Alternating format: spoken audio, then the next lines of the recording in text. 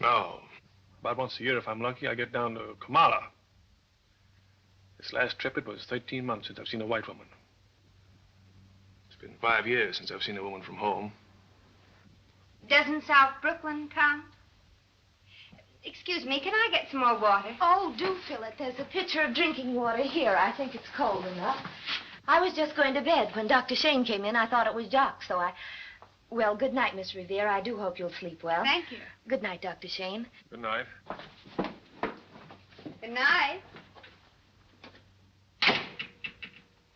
So, wawa, Dr. Shane. That's pidgin English for very bad. What's the matter? They cut the water off in your bathroom?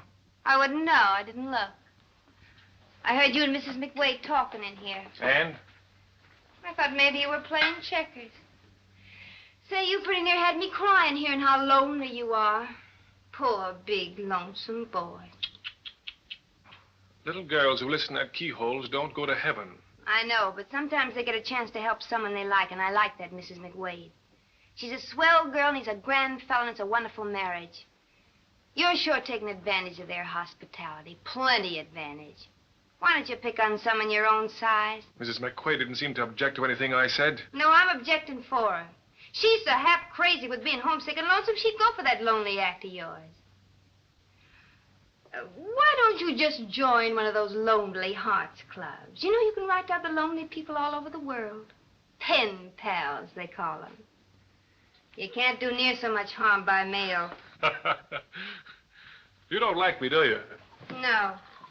Well, have a drink. Maybe that'll make you feel better about me.